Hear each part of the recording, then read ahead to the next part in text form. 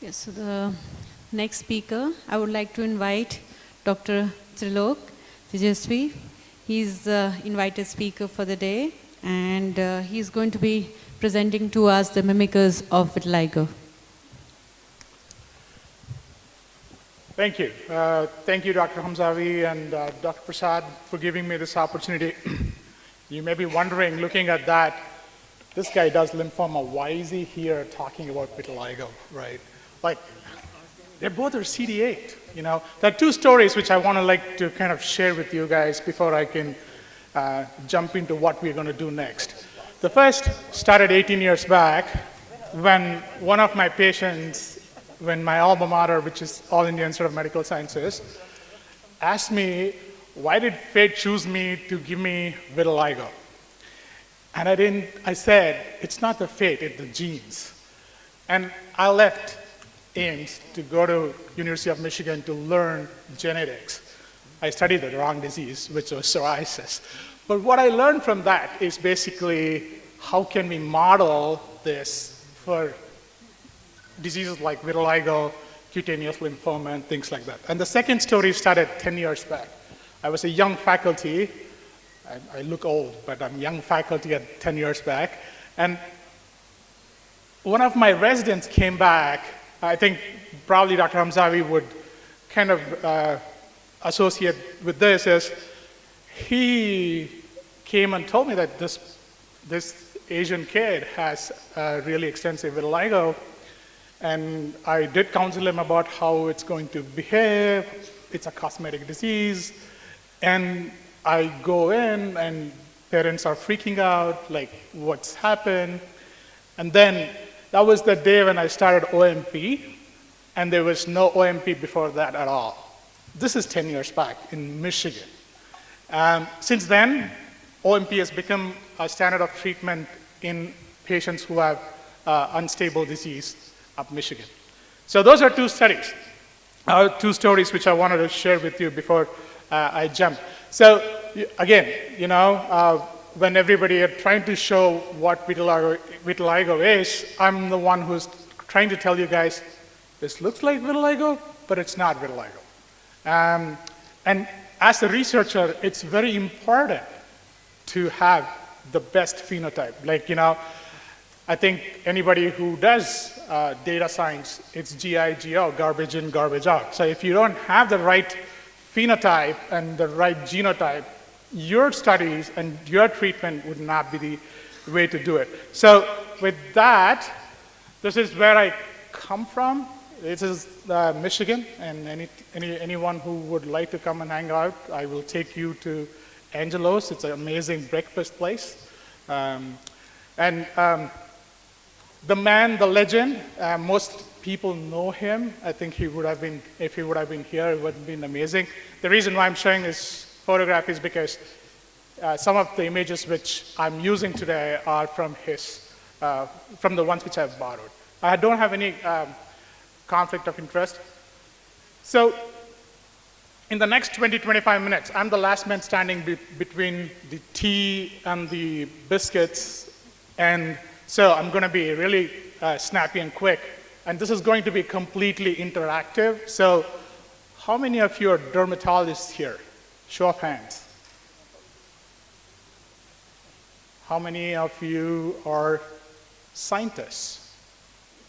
Come on, that doesn't mean that you're dermatologists and not scientists. You both. Come on, this is not right. We are all scientists and we are dermatologists. Thank you. The reason why I bring that up is like, I have 8 cases, and the way I divided that would be like the hypopigmented mimics, which would be with hypochromic vitiligo, depigmented mimics, which is like your classic acrofacial vitiligo, classic vitiligo, and then the tools which we use. And how many of you use dermoscopy to evaluate or assess your vitiligo lesions? Show of hands. Quite a number, yeah. So for the rest, it's going to be fun because I'm going to be introducing a lot of dermoscopy features which would be useful in delineating or deciphering the vitiligo from non-vitiligo stuff. So, and of course, your bedside test, I was always asked to use wood slam, and the KOH is like the best handy test which you have, which you could do it right away and diagnose things. And the gold standard is still histopathology. I don't know how many of you are into confocal microscopy and stuff like that, but those are things which are coming up. These are non-invasive imaging of the skin. But right now, histopathology with the immunohistochemistry is still the standard for diagnosing most of these mimickers. So here is the kind of the classification which I put in, which is hypopigmented macules, mimics, which are genoderms, that is the nevus depigmentosus and nevus animicus. Infection, a lot of you would probably in the subcontinent have to deal with this, which is leprosy. Sarcoid in pretty much throughout the world, pityriasis alba, tinea versicolor, and progressive macular hypomelanosis. My favorite, hypopigmented mycosis fungoides, is one of the mimics, and then idiopathic guttate hypomelanosis. And I have a good number of cases which would demonstrate why this guttate depigmentation is a problem when treating vitiligo, when treating MF, when treating lichen sclerosis. I have amazing examples for those. And then, oh really? Am I done? Thank you. Anyway, and the depigmented macule, depigmented mimics are like the genoderms include albinism, piebaldism, Vogt-Koyanagi-Harada syndrome, Alessandrini syndrome. I'm just throwing those things there. And then infections, which are like the inflammation and infection, like post-inflammatory depigmentation, contact depigmentation, connective tissue diseases like lupus and systemic sclerosis and lichen sclerosis, and the infections like onchocerciasis. So all of these cause depigmentation and can mimic vitiligo. And then with the advent of the new drugs, especially for treatment of various cancers, including the EGFR inhibitors, the VEG inhibitors, and the BRAF inhibitors, all giving rise to hypopigmentation and depigmentation. And of course, the new kid on the block, which is the PD-1 and PD-1-like inhibitors, which are like pembrolizumab, nivolumab, and ipilimumab. And ipilimumab-induced depigmentation is considered a favorable prognostic factor while treating melanomas. And then neoplastic process itself, like melanoma, when you have a metastatic melanoma, you can have depigmentation on the skin, which almost mimics vitiligo. So are you guys ready? Put your thinking caps on, and we'll go to case one. So this was a 24-year-old male with vitiligo. So you can see that the person has vitiligo on treatment with topical steroids and narrowband UVB. Great response for treatment, except on the acral area on the back of his upper thigh. The macule, is there a pointer here? Okay. So the macule on the back, we saw in the wood slam that it had less accentuation of discoloration, and we did a scraping, the KOH was negative. So based on this, what do you guys think this hypopigmented macule could be? Nevus depigmentosus. Excellent, excellent, yeah. So yeah, your differential diagnosis includes vitiligo, nevus depigmentosus, Ashleigh macule. But why do you think it started to be noticed after so many months of treatment of, because normally nevus depigmentosus, it declares itself by age 3, right? Starts at birth, and why do you think? Excellent, phototherapy. Phototherapy brought it out. Yes, so the accentuation. So in case if you still wanted to make sure that it's still nevus depigmentosus, you could use dermoscopy. So in dermoscopy, what you kind of see is the presence of reticular network. I don't know whether this doesn't work.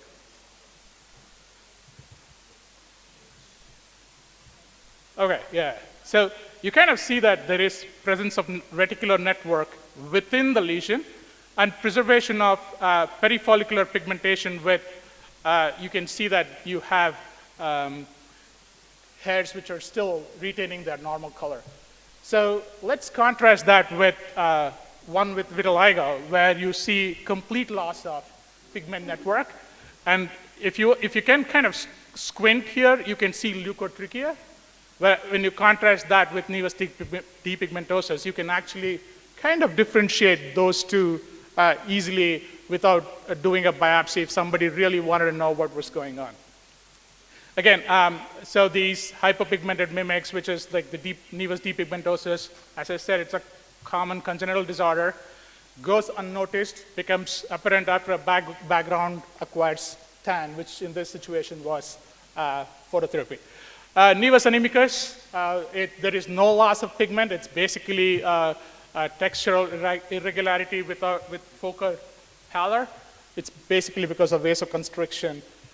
There is no pigment alteration. So this is associated with like close to 4% in neurofibromatosis, Leguez syndrome, phacomatosis pigmentovascularis, Noonan syndrome with lentigenes. All of these have nevus animicus. So this is the demonstration of nevus animicus here. You can see that there is vasoconstriction. And that's, I think, Ashleaf macule for your, for people who want to look what Ashleaf macule will look like. This was another cool case. 40-year male immigrant complains of progressive hypopigmented macules on the trunk and extremities with 2 years duration, had history of arthritis. Dermoscopy shows white areas with reduction in hair follicles and white circles compared to the surrounding skin. He came with a diagnosis, he came with a biopsy of granulomatous dermatitis. Why not sarcoid? Yeah, sarcoidosis is a reasonable, but yeah, so sarcoidosis, hypochromic vitiligo, granulomatous mycosis fungoides. Yeah, no, with granulomas you would not, right? Yes. But, so this is what happened. So the resident came back and told me that this guy has extensive sarcoidosis, and I go in and check for sensation. They were hypostatic throughout. So, you were right. So this was leprosy, but guess what? It's a sin to miss in this country, right? Because in subcontinent, hypopigmented macule, you test sensation, make sure it's not leprosy. But if you do that in Michigan, you get a news coverage. I was on the news for diagnosing leprosy in Michigan. So that's what it is. So another cool case, 55-year-old female with psoriatic erythroderma. The inpatient team calls on you and says, hey, this person is developing newly evolving hypopigmentation after modified Geckerman regimen. I don't know how many of you do still modified Geckerman. I think in the whole of the United States, just 2 institutes do it. One is Michigan, other one is UCSF. There's no personal or family history of vitiligo. What do you guys think this is? Don't overthink it. It was post-inflammatory hypopigmentation post-resolution of the erythroderma. So the inpatient team was like, this is crazy. We think this person is developing like, is he an albino? Does he have really bad vitiligo? I'm like, dude, no, this is just post-inflammatory hypopigmentation. 4 weeks later, we saw this patient and he had regained all his pigmentation back. Okay, another cool case, 30-year male with rapidly progressing hypopigmented rash on the trunk. There is family history of vitiligo. So, what do you guys think? Extensive tinea versicolor. Extensive tinea versicolor, what would you do? Amazing, right? Where you see ZT on meatballs, and that's it. Treat it, and it's done. So, if you're a believer of dermoscopy, you can do a dermoscopy of this, and then when you partially kind of expand the lesion, you can see that you will see like these scales kind of split when you expand the lesion, and this happens only in the involved site and not in the uninvolved site. Okay, what do you guys think this is? Excellent, sarcoidosis, yes. This might be PLC. What about this one? PLC, I love that differential diagnosis. Sarcoidosis, yes. So if I told you this photo was borrowed from Dr. Raman, excellent post-Kala-Azar dermal leishmaniasis. It actually mimics hypopigmented vitiligo. And the way you, I think, differentiate is like the distribution of these hypopigmented macules which happen, and it's like kind of involves the centrofacial face and also involves the axillary folds and the folds. That's the kind of distribution which you see in post-Kala-Azar dermal leishmaniasis. Okay. This is a little tough case. So this woman had like 5-year history of long-standing morphia with lichen sclerosis established. She was on methotrexate. She had associated raise in LFT, so we had to stop it. But the disease was stable. But she came back and started complaining that she's developing these hypopigmented macules. And she was worried that we need to start her on methotrexate. Sorry? Lichen sclerosis, so guttate lichen sclerosis, idiopathic guttate hypomelanosis, lichen-nitidus, UVA-induced keratosis, confetti vitiligo. And I'll talk to you why I'm bringing that confetti vitiligo into the differential diagnosis. So this was from her back. This is dermoscopy of the guttate macules, which are white macules with follicular plugging and open comedal-like areas, which is what you would see in guttate lichen sclerosis. But what you saw on the leg was this. So idiopathic guttate hypomelanosis. So you basically saved a biopsy, one. Second one is you actually help that patient to calm down, right? So this is characterized by a white macule with well-defined perilesional pigment accentuation. This is called as a curl pattern. There are many patterns of this. So again, kind of a dermoscopy to the rescue. If somebody had this kind of a rash, yeah, this is lichen sclerosis for you. Correct. So, but a dermoscopy of a idiopathic guttate hypomelanosis would look this way, where it's a well-defined hypopigmented clot with accentuated pigment network in the periphery. Like you can see that. This is not working. You can kind of see this. There is an accentuation in the pigment network in the periphery, which is a feature of idiopathic guttate hypomelanosis. So for people who do dermoscopy in vitiligo, what do you guys think this is? These are like tiny white dots with loss of complete pigment network, which what happens in what we call as confetti vitiligo are satellite lesions. And you can see that they have these kind of depigmented loss of pigment network areas. Why do I bring this up is because this is what we see in improved or repigmenting lesion of vitiligo, where you see perifollicular repigmentation. But what I'm trying to show you is these kind of tiny guttate lesions. Any idea what's going on there? And those are the ones which are not responding. Right, so IGH-like keratosis, which can happen while you're treating vitiligo with phototherapy. Another example of that. Yeah, sorry, idiopathic guttate hypomelanosis. So another cool case, 17-year-old male with history of multiple hypopigmented macules with minimal scale, no personal or family history of vitiligo, history of eczema. Sorry?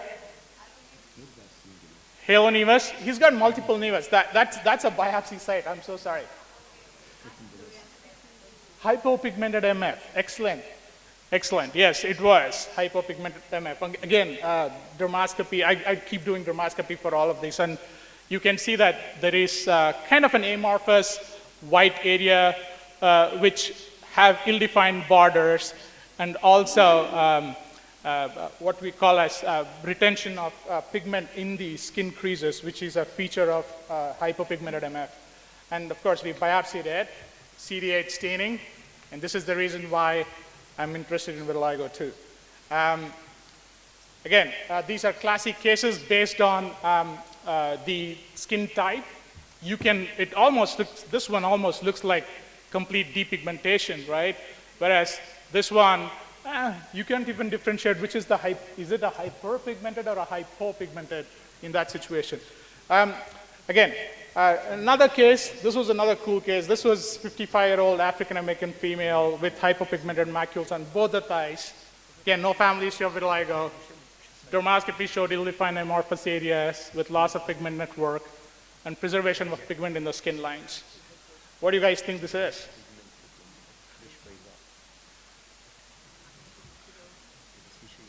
So this was the dermoscopy, which I just explained, and this was the biopsy.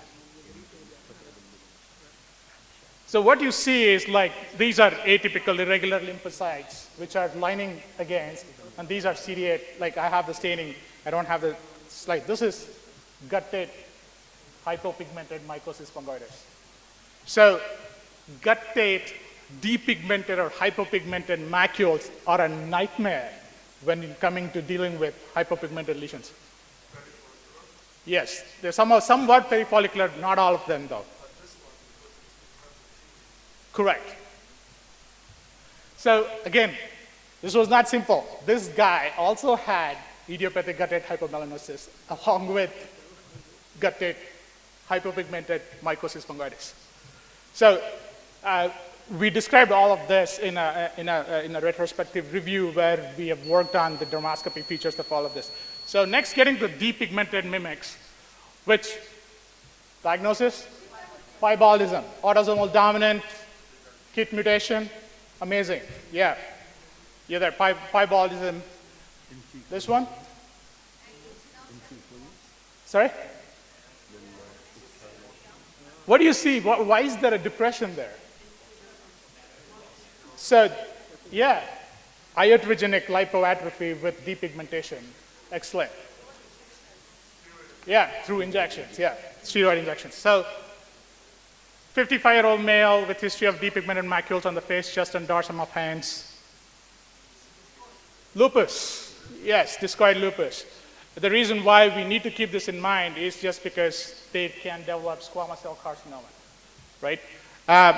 And dermoscopy helps here too because they are characteristically has these what we call as follicular plugging with I'm going to show you. Next slide, I think, has the better. So I'm contrasting this with type 1 to 3 skin. This is type 2 skin where you can see these yellow follicular plugs, whereas in type 4 to 5 skin, you can actually see these gray circles instead of yellow circles, which is a feature of discoid lupus.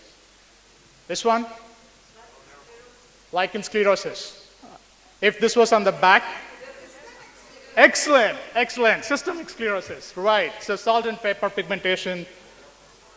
Excellent, excellent. What do you guys think this is?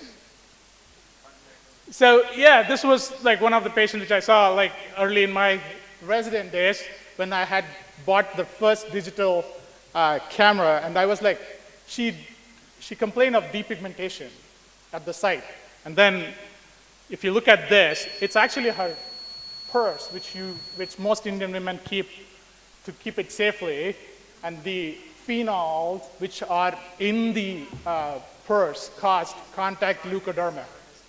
Yes, yeah. So what did we do today? We did discuss hypopigmented mimics and depigmented mimics, and we talked about the tools to differentiate them. So that's it. Thank you very much.